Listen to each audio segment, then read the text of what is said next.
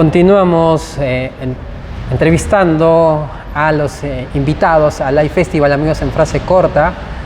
Ahora me place mucho estar acompañado de Renato Cisneros, ¿no? Periodista, escritor, novelista peruano que, bueno, este año acaba de publicar su última novela, ¿no? El mundo que vimos arder. Renato, buenas tardes, bienvenido a Arequipa. Muchas bienvenido gracias. al Live Festival. Gracias por invitarme a conversar. Cuéntanos, quisiera comenzar preguntándote en estos primeros días, meses, ¿no? Sí. de la aparición de tu novela, ¿cómo ha sido la recepción? Bueno, muy positiva. Felizmente creo que el libro va encontrando sus lectores. Ahora estamos en una segunda edición. Salió en agosto en la feria de Lima, ahí lo presentamos y empiezan ya a aparecer ediciones en otros países. Fue un movimiento arriesgado escribirla porque es un libro siendo muy distinto de los que anteriormente había publicado y porque, a diferencia de casi todo lo que he hecho, básicamente es un libro de ficción, ¿no? Está basado en una historia real, una historia protagonizada por un peruano que, por una serie de situaciones rocambolescas, terminó actuando en la Segunda Guerra Mundial, pero todo está ficcionado. Entonces me demandó un trabajo imaginativo mucho más grande que los libros anteriores, y eso me tiene muy contento. Y por otro lado, trágicamente el libro termina hablando sobre cosas que hoy estamos viviendo y estamos viendo con horror, ¿no? Cuando yo empecé a escribir la novela en el 2020, sentía que el tema de la guerra era tal vez un poco anacrónico, ¿no? Y sin embargo, a los pocos meses Rusia invadió Ucrania y 2 años más tarde Israel está azotando Gaza. Entonces siento que el tema de la guerra, por más que uno quiera pensar que tiene que ver con el pasado, siempre está actualizándose y siempre vuelve, ¿no? Trágicamente para la humanidad. Entonces es un libro que también aborda eso, lo que hace la guerra con la gente que la protagoniza. Bueno, tus primeras novelas tienen bastante carga de referentes ¿no? biográficos tuyos. Sí. ¿Cómo ha sido entonces este cambio, ¿no? de dejar atrás esos temas? Bueno, de paso también te pregunto si ya esos tópicos ya los terminaste de escrutar en tu novela, para dar paso ahora a algo más ficcional, ¿no? Sí, a ver, yo siento que la pandemia intervino mucho, porque cuando esta historia yo la escuché, me la contaron hace años, en 2006 o 2007, pero en ese momento yo estaba tan abocado a la escritura de la novela sobre mi padre, la distancia que nos separa, que me recuerdo que solamente escribí una columna en La República. Y durante la pandemia, tú viste que Facebook a veces te recuerda publicaciones de años anteriores. Me recordó la columna y la volví a leer y me hizo mucho más sentido ahora. Sentí que la historia de Matías Yurato Roeder, que es el protagonista, este peruano que emigra a los Estados Unidos y luego termina actuando en la guerra, me estaba interpelando mucho más que el momento en que escuché la historia por primera vez. Y eso ocurría porque yo ahora era un migrante también, ahora vivía fuera de mi país y, como él, intentaba buscar un destino lejos del lugar donde nací. Pero mi primer gesto fue periodístico. Yo quería rastrear la historia de Matías, pero estábamos en pandemia, no se podía salir, podía navegar por internet, pero a mí siempre me gusta viajar, ir a los lugares donde las historias han ocurrido, entrevistar gente, ¿no? Y como no pude hacer eso, dije, bueno, voy a inventarme esta historia. Y así surgió, digamos, la decisión de hacerlo ficción, ¿no? Y por otro lado, también quería, no sé si fue una decisión tan consciente, tan racional y tan pensada, porque uno de pronto siente que los temas te llaman, sientes que necesitas escribir esa historia, luego vas entendiendo por qué. Y mientras yo escribía la historia me di cuenta que quería trabajar sobre la idea de la migración, sobre la idea del desarraigo, y tal vez, ¿no? El desarraigo no tiene que ver solamente con irte de tu país, sino también irte de tus temas, ¿no? De los temas en los que más cómodo en teoría te sentías. Claro. Y lo pongo entre comillas porque mucha gente me decía que escribir sobre tu familia era tu zona de confort. Y yo digo, no tanto, porque ha sido bien incómodo también escribir sobre la familia, sobre mi padre, en fin, ¿no? Pero sí es un registro que quería cambiar, quería experimentar otras cosas, y creo que los lectores agradecen también eso, que los autores que uno sigue, los autores que a uno le interesan, también prueben, ¿no? Prueben otras voces, otros tonos, incurran en otros temas. Y bueno, así fue un poco la decisión del cambio. Ser papá, Renato, ¿hasta qué punto ha influido en tu literatura, ¿no? ¿Tú crees que, bueno, si no hubieras elegido ser papá, escribirías de otro modo, tocarías otros temas, ¿no? ¿Cómo influye esta nueva etapa para un novelista, ¿no? No lo he reflexionado tanto, pero sin duda hay una influencia, pero no solamente en la escritura, sino en general. Te obliga a fijar bien tus prioridades, a hacer una inversión inteligente de tu tiempo libre. Procrastinar ahora viene acompañado de una culpa enorme, porque sientes que todo el tiempo tienes que estar metido en lo que consideras es tu vocación, defender tu vocación ante ti mismo con mucho más firmeza, porque hay gente que depende de ti, porque en fin, también tienes ganas de que en este caso mi hija, ¿no? Aprecie que su padre tiene una vocación que intenta defender. Entonces sí, me ha cambiado no solamente como escritor, sino como persona, como ciudadano, como hombre, y sin duda también como escritor, sospecho. Porque además los hijos, ¿no? Sobre todo cuando son niños, te reconcilian con el mundo a través de la pureza con la que lo miran, ¿no? Entonces también creo que muchos de los temas de mis columnas salen de las interacciones con mi hija. Y sí, es un surtidor de temas constantemente, ¿no? De ideas, que luego algunas aparecen, otras no, de manera escrita. Entonces sí, me ha influido un montón. Muy bien, Renato. Ahora quisiera pasar a otros temas, ¿no? Nos has hablado un poco de tu faceta de escritor, novelista, pero yo sé que tú ahora radicas en España. Sí. Entonces, desde Europa, ¿no? Actualmente, ¿cuál es la impresión, ¿no? La lectura que se tiene de nuestro país ahora mismo, ¿no? Del Perú, a ver, yo lo que siento es que se ve con preocupación, con una enorme preocupación, porque lo que parecía un relajo democrático se ha venido convirtiendo en un estado permanente de gestos antidemocráticos. Y ven con preocupación y no como un asunto folclórico que hayamos tenido tantos presidentes en los últimos años, 6 en 5 me parece. Pero al mismo tiempo lo entienden como un fenómeno que no es privativo del Perú. O sea, en Chile está ocurriendo también, digamos, hay una serie de procesos que llaman la atención. En Ecuador, lo mismo. En Argentina, la polarización que sentimos que vivimos en el Perú también ocurre allá.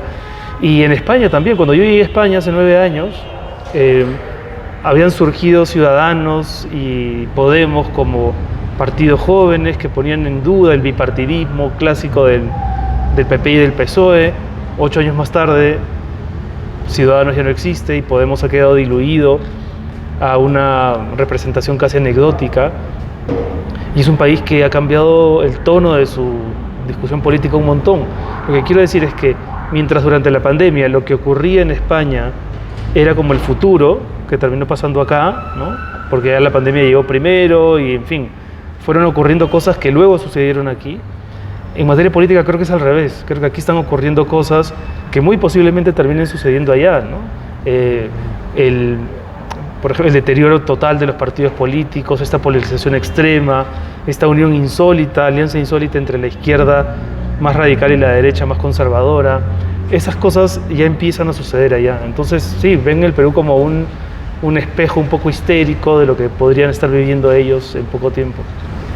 Y esta visión, porque también entiendo que hay artistas, novelistas también radicados, no solo en España, sino también en Europa, ¿la comparten ellos también en este sentido, esta visión de un país fragmentado, en la que, bueno, al parecer la pugna por llegar al poder se ha vuelto más regional, ¿no? En el sentido de que hay facciones, no solo en Lima, sino también a nivel nacional, que se están pronunciando, ¿no? Sí, y tu pregunta es si los demás artistas, claro, lo ven... pero desde donde están, ¿no? En Alemania, Inglaterra. Sí, a ver, de la gente con la que yo he podido conversar, lo que siento es que hay evidentemente una preocupación, ¿no? Hay el reconocimiento de una crisis muy profunda, la sensación de que estamos avanzando hacia un estado de, ya no solamente de informalidad y corrupción, que tal vez eran los rasgos principales del sistema hasta hace poco, sino de desgobierno, ¿no? de descontrol, de falta de liderazgo. Y sí, a ver, la gente que se dedica a cuestiones como las nuestras, artísticas, digamos, suele tener una mirada sensible, crítica de las cosas. Entonces yo siento que hay mucha preocupación y creo que tanto en la gente de un lado como del otro esa preocupación es evidente. Pero al mismo tiempo también hay mucha extrañeza o más que extrañeza, sí, hay como preocupación también por el comportamiento de la sociedad civil, ¿no? Tal vez en otra época todo lo que está sucediendo habría merecido que la gente salga masivamente a las calles a protestar. Hoy siento que el gesto de protesta está más contenido, se entiende por supuesto por el miedo a que te maten en una marcha, pero creo que el país le está dejando demasiado terreno a la gente que está en política únicamente por sus intereses o por tratar de sacar algún tipo de rentabilidad jurídica o económica, ¿no? Y estamos dejando que el país en manos de gente deshonesta, en manos de gente que tiene cuentas pendientes con la justicia, en manos de crápulas, básicamente. Y no sé si hay un punto de retorno de eso, ¿no? Yo trato de ser un poco optimista como Eduardo Sacheri, que pregona la idea de que nada es tan grave, pero lo cierto es que en el Perú progresivamente estamos acercándonos a un punto de conflicto social cada vez más grande, ¿no? Y de ese escenario, tú como novelista, ves que hay nuevos temas a abordar en la literatura que van a aparecer no solo este año 2023, 2024, sino tal vez va a influir en las novelas, cuentos, ensayos que vayan apareciendo de acá 3, 4. Sí, sin duda, tendremos en su momento espero, ¿no? Que haya en la narrativa, que se cuenten las cosas que han pasado en el último año. De hecho, esa es una costumbre que en el Perú empieza a ser un poco más frecuente, pero que tú la reconoces en Colombia, en Argentina desde hace muchos años, ¿no? La producción periodística y novelística sobre cosas que están sucediendo, cambios políticos y sociales. En el Perú, hace 2, 3 años ha empezado, digamos, una sana costumbre por publicar más libros periodísticos sobre eventos más bien próximos.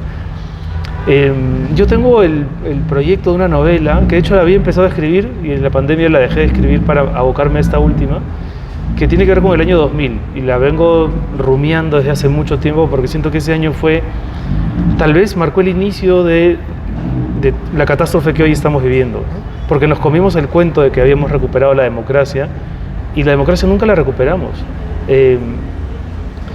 Yo siento que nos acostumbramos a creer que estábamos en un proceso democrático y si bien ha funcionado a medias, lo que hemos construido es una democracia muy endeble y mi sensación es que nunca se recuperó, que nunca se reinventó del todo. Y a mí me interesa escribir sobre ese año. Creo que en el año 2000 pasaron demasiadas cosas que no hemos terminado de entender y empezaron a ponerse en marcha procesos que hasta hoy nos están marcando. Así que sí, yo tengo una novela, por lo menos una novela pendiente con ese año y con lo que representó en materia de hecatombe política, ¿no? El año de los Vladimideos, el año en que la dictadura finalmente cayó y en que la degradación política se puso en evidencia. Bueno, entonces el contexto sociopolítico va a dar pie a a una nueva, bueno, no nueva literatura, pero sí más libros que retraten o registren lo que está pasando. Digamos, yo esperaría eso, pero aun cuando no sean libros que necesariamente se refieran a esos temas políticos, yo siento que en las historias, en las novelas, siempre hay un trasfondo histórico que tiene que ponerse un poco en evidencia. Tal vez no en todos los libros, pero hay historias en las que decididamente el lector también necesita saber en qué contextos se están generando esas relaciones, porque además la gran historia siempre interviene en la pequeña historia. Las grandes tensiones de un país determinan muchas veces la forma en la que los ciudadanos, los individuos, establecen sus relaciones personales. No es lo mismo vivir bajo un régimen dictatorial que bajo un régimen de libertad, ¿no? Eso también influye en cómo conversamos, en cómo nos amamos, cómo nos odiamos, cómo nos tratamos, ¿no? Si uno se acostumbra precisamente a esa violencia que viene desde arriba, aun cuando no te interese la política, inevitablemente esa violencia termina penetrando en las relaciones personales. Y va definiendo también el modo en que los ciudadanos nos comportamos. Entonces creo que en las historias siempre tiene que haber una referencia al momento histórico, político, para comprender mejor, ¿no?, por qué esas vidas ocurren de esa manera. Correcto, Renato. Bueno, se nos va acabando los minutos para esta charla.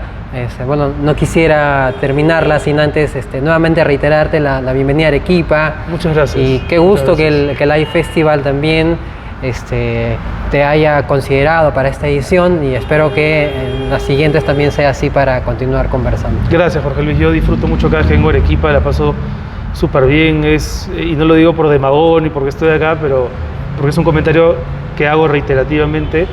Es la ciudad que más me gusta del Perú, mucho más que Lima, y nada, me encanta estar por acá de paso.